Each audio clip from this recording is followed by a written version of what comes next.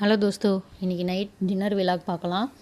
இங்கே பூரியும் உருளைக்கிழங்கு கிரேவியும் தான். பாப்பா வெளியே கிளம்புனவ பூரி ரெடியானோடனே சாப்பிட உட்காந்துட்டா. அதான் செப்பலோடு உட்காந்து சாப்பிட்டுருக்குறா.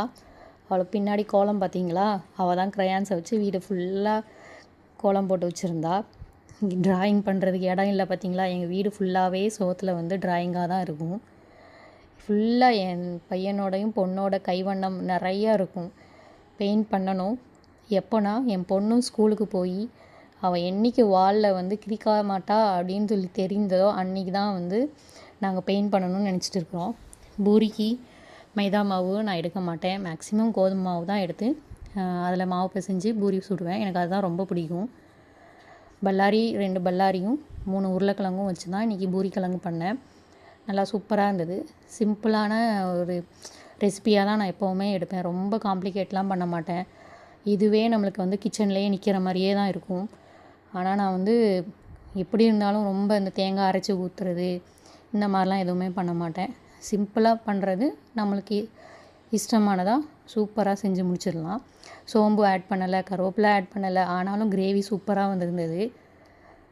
இது ஆக்சுவலாக சும்மா நார்மலான எண்ணெயில் போட்டு வெங்காயம், தக்காளி இது எல்லாமே ஆட் பண்ணுவாங்க. நான் அதெல்லாம் பண்ணவே இல்லை. அந்த சைடில் என் ஹஸ்பண்ட் வந்துட்டாங்க. இன்றைக்கி காணும் பேரிக்காவும் வாங்கிட்டு வந்திருந்தாங்க. என் பொண்ணுக்கு ரொம்ப ஹாப்பி. அவளுக்கு கான்னா ரொம்ப பிடிக்கும்.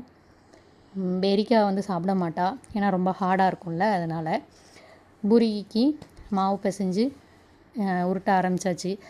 பெரிய ஷேப்லாம் வந்து வராது. ஃபஸ்ட்டு எடுத்தோடனே நம்மளுக்கு சொதப்பிடுச்சு. ரொம்ப தின்னாக போட்டோம்னா அப்பளம் ஆயிரும் பூரி.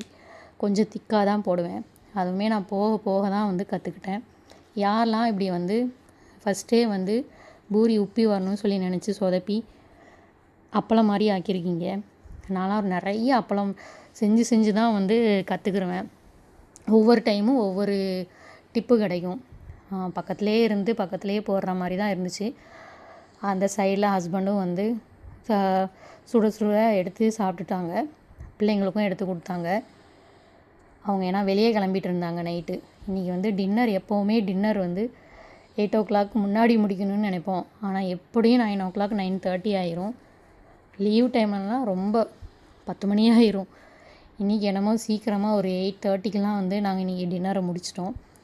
பிள்ளைங்களும் வந்து ரொம்ப ஹாப்பி ஆகிட்டாங்க. ஹார்ட் ஷேப்பில் வந்துச்சுங்க.